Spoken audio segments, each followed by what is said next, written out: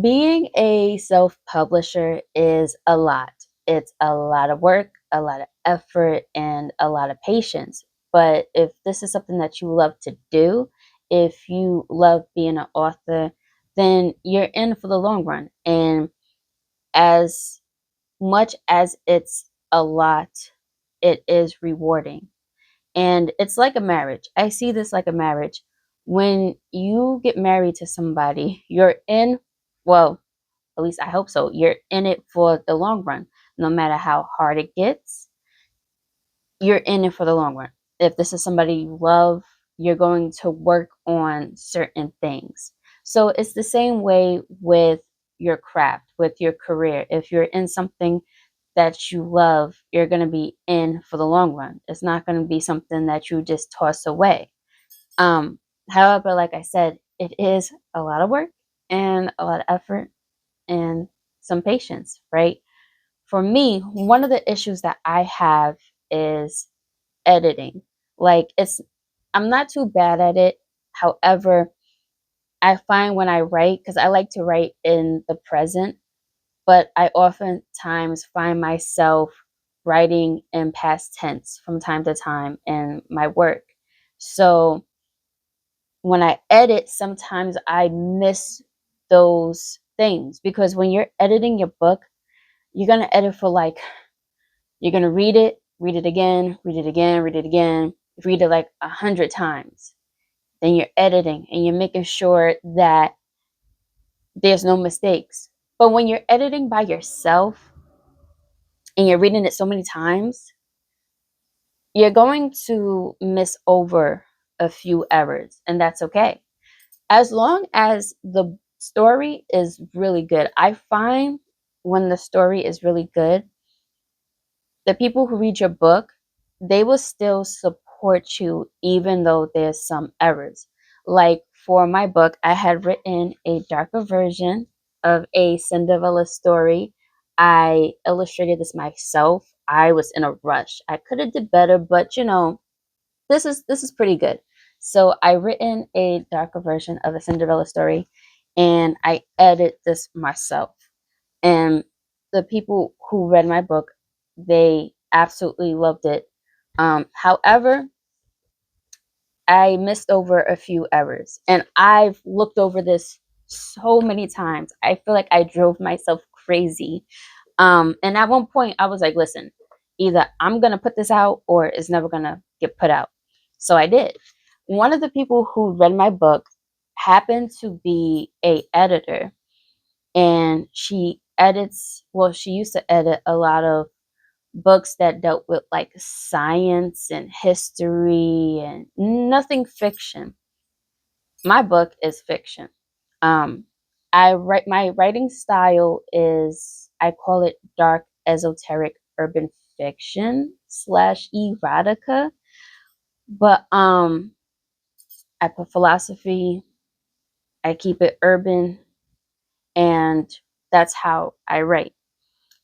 And when she read my book, I was a little nervous because she's somebody who edits for, like, she used to edit like science books, history books, big old philosophy books, not no like fictional stories.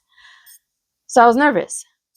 Turned out she really loved my work. She really loved my work to the point where she said, "Hey, I will be happy enough to edit the second book." And I was just like, "Sure." And she said that she would edit it for free. And I was just like, whoa, whoa, because editors can be a bit expensive. But she edited my second book for free. So, and I was nervous because of the type of books that she used to edit, but she really loved my work because of certain philosophies that I put into it. So I find that I cater to an audience that reads urban fiction books, and also the audience that reads, like, I guess, like higher education type of works. And I like that balance because I'm trying to meet people in the middle. um I basically write for the lost souls, people who don't tap into themselves as much, don't usually think deeper. They're usually on the surface level. And, I understand we go through a lot on a day to day basis. People tend to block out like all the things that they do not want to think about. So I write for that audience. And when they read my work, they really resonate with it because of certain things that I bring up in them. So with this editor, with the second book, and here's the thing, with the second book,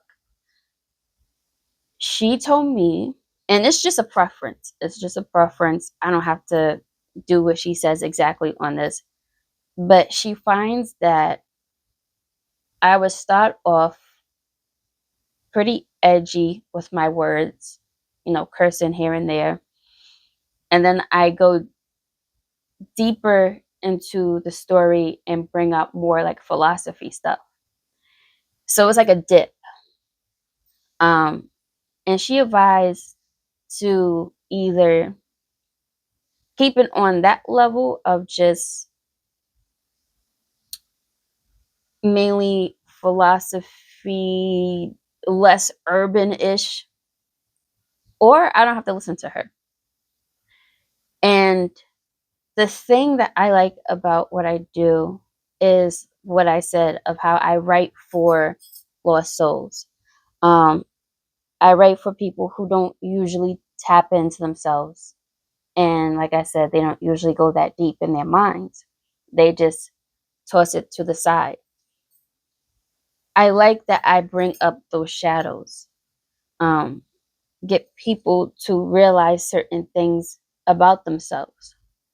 So I purposely write on that level.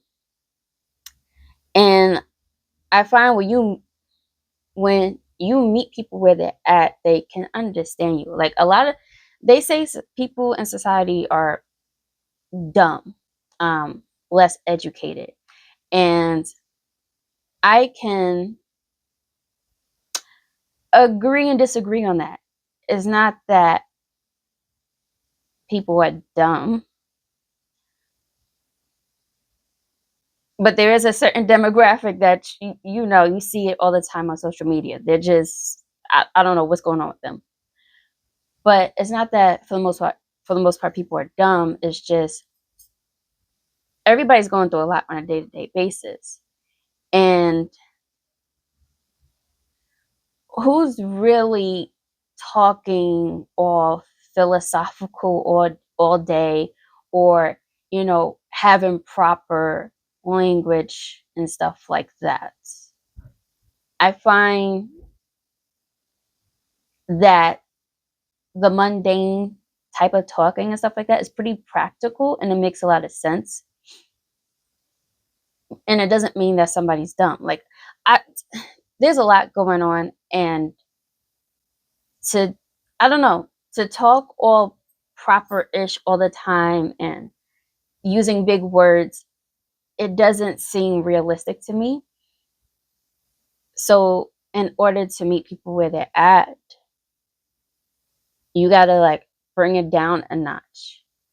And I don't know about you, but for me, I don't talk all like philosophical and higher educational, or as you can see how I'm talking right now. um I don't talk like that all day, but it doesn't mean that I'm dumb. I think because you're using less energy talking like this, and at the same time it's you're using less energy, and I find that really smart and efficient, especially when we have a lot to do during the day. And there's is a strategy to this. Like when you're talking in slang and stuff like that, it's simple but smart at the same time. It has its own category of smart. Not to confuse this video any further.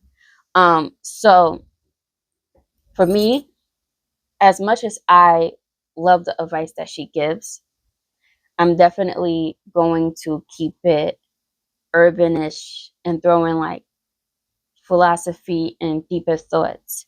Um, and right now, I have like half of what she's written down. She had I printed out my book for her, and she like written some notes and stuff for me to look over. And she's currently um editing the second half. So this is not even the full book.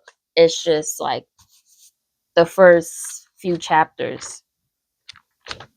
Yeah, because I think I got like 24 chapters in my book, and this is like only up to chapter 10 that she gave back.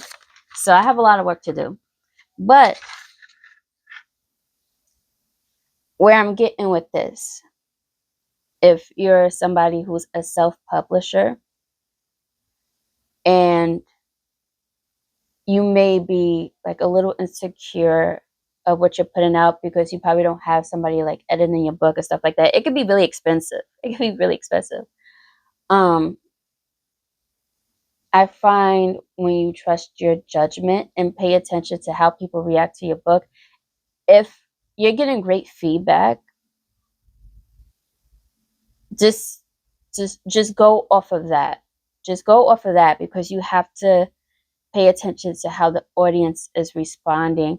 I find oftentimes it's best to do that rather than just solely listening to the professionals, because it's the people that's going to support and buy your work.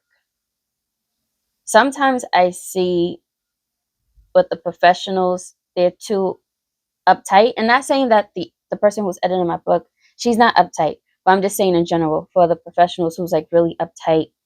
Because I notice certain people who have read my book and they're writers themselves, editors, whatever. Some of their feedback is so unrealistic to me. Like certain things, you have to describe this like to this degree. Like you gotta, like for instance, you gotta describe the whole scenery, every last like bits of the scenery. And I find that too much, way too much. You have to describe things to like this degree. Like if you're gonna talk about the color red, like describe like what type of red and this and that. And they just go too far into it to where I'm like, I feel like the reader will be like lost. They will forget what they're reading by the time they finish reading the description of how the entrance to the door looked and stuff like that. Is it they could be a bit too much and very precise. And they're not the ones that's really gonna buy your work.